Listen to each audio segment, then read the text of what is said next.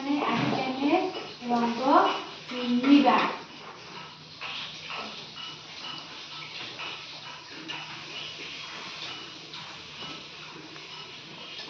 ମୁଁ କ ସ୍ତମ୍ଭରେ କେତୋଟି ଫଳର ନାମ ଲେଖିଛି। ମୁଁ ଖ ସ୍ତମ୍ଭରେ ତାର ସବୁ ରଙ୍ଗ ମାନେ କଲର ନାମ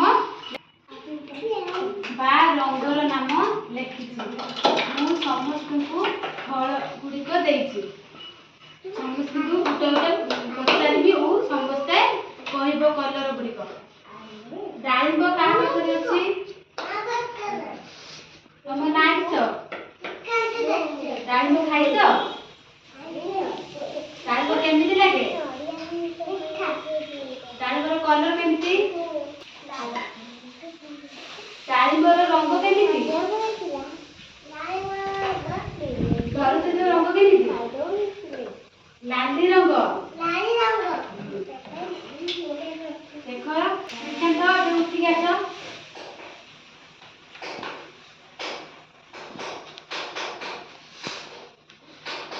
ଡାଳିମ୍ବର ରଙ୍ଗ କେମିତି?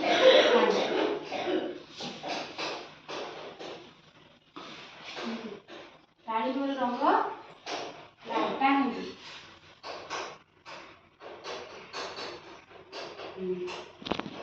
ଶ୍ରୀକାନ୍ତ ପାଇଁ ତାଳି ମାର।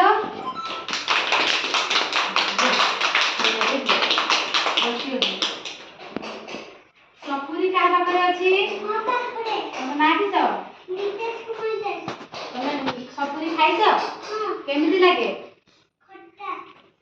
ସପୁରୀ କେଉଁ କଲର ବା କେଉଁ ରଙ୍ଗ? ସପୁରୀ କେଉଁ ରଙ୍ଗ? କମଳା ରଙ୍ଗ।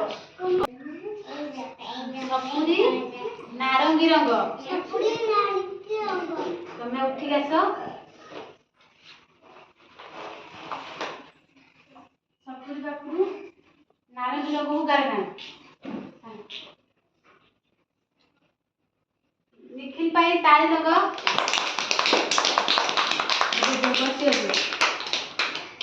ଆତ କାହା ପାଖରେ ଅଛି? ଆତ କାହା ପାଖରେ ଅଛି? ଆତ କାହା ପାଖରେ ଅଛି? ଉଠିକି ଆସ। ଉଠିକି ଆସ। ତମ ନାଁ କିସ? ତମ ନାଁ? ଆତଟା କି କଲର ବା କି ରଙ୍ଗ? କି ରଙ୍ଗ? ସବୁଜ ରଙ୍ଗ।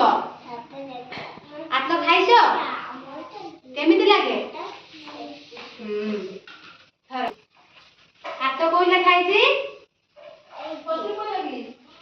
ଆତ ସବୁଜ ରଙ୍ଗ। ଖୁସି ପାଇଁ ତାଳି ମାର।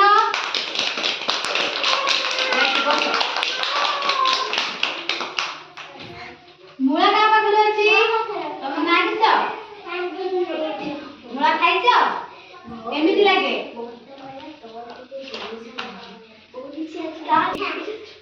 ମୂଳା କେମିତି ଲାଗେ?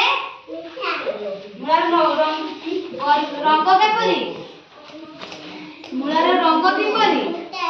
ଧଳା ରଙ୍ଗ। ଏଠିକୁ ଉଠିକି ଆସ। ଚକ ଧର। ଧଳା ରଙ୍ଗ କୋଉ ଲେଖାଯାଇଛି?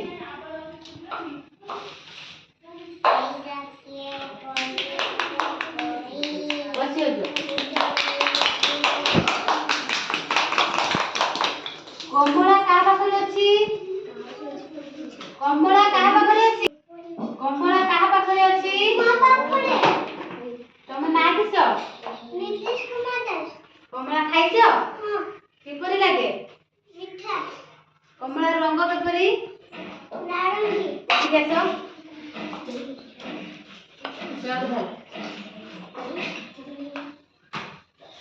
କମଳାର ନାରଙ୍ଗୀ କେତିକି ଗାର ଟାଣ। ନିଖିଲ ପାଇଁ ତାଳି ମାର। ନଡ଼ିଆ କାହା ପାଖରେ ଅଛି? ଏଇଠି ଉଠିକି ଆସ। ନଡ଼ିଆ ଖାଇଛ? କିପରି ଲାଗେ? ରଙ୍ଗ କିପରି ନଡ଼ିଆର?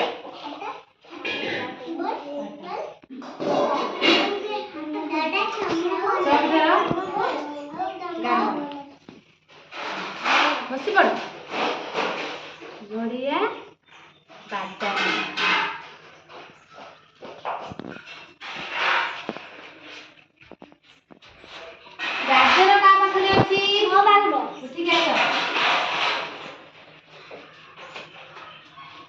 ଗାଜର ଖାଇଛ? କିପରି ଲାଗେ? ମିଠା। ଗାଜର ରଙ୍ଗ କିପରି? ନାଲିଆ। ନାରଙ୍ଗୀ ରଙ୍ଗ।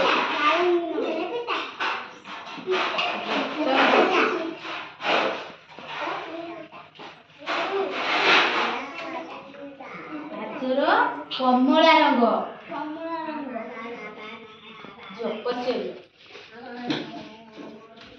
ଏବେ ପିଲାମାନେ ସମସ୍ତେ